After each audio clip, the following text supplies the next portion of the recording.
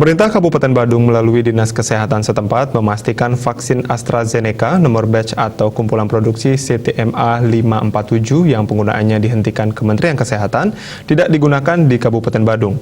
Oleh karena itu, pihaknya meminta masyarakat di Badung tidak perlu resah mendengar informasi penarikan vaksin tersebut.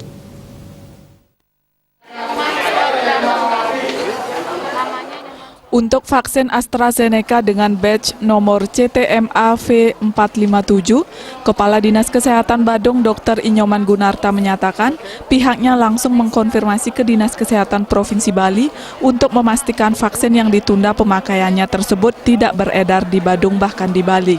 Vaksin yang beredar di Badung adalah vaksin dengan batch CTMA V539. Mantan Direktur RSUD Mangusada Badung ini mengimbau masyarakat untuk tidak takut atau resah untuk mengikuti program vaksinasi. Terbukti antusiasme masyarakat di 3 kecamatan yang telah ikut program vaksin seperti Kecamatan Kute Selatan, Kute, dan Kute Utara cukup tinggi.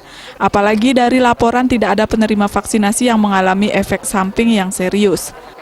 Untuk yang nomor batch-nya yang di belakang 457 itu pada hari itu juga kami konfirmasi ke Dinkes Provinsi tidak ada vaksin dengan batch sekian. Kemudian juga ada edaran resmi dari Kementerian Kesehatan itu tidak beredar di Bali. Yang ketiga saya cek di EFK juga memang tidak ada nomor batch yang sekian yang kita punya. Kalau saya jangan resah, kenapa tidak resah? Karena buktinya nomor batch ini kami dikirimin 100.000 dosis oleh Kementerian Kesehatan dan sampai hari ini sudah kami lakukan sekitar untuk 40.000 orang.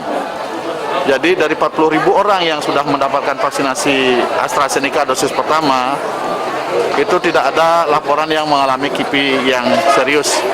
Kalau kejadian mual, muntah, panas itu memang ada laporan, tapi setelah minum obat panas, minum obat mual, istirahat yang cukup, minum air hangat yang cukup juga, itu rata-rata kondisinya bagus.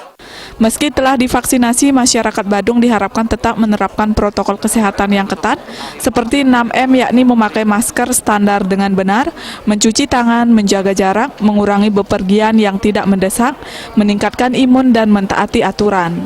Indrawan, Bali TV.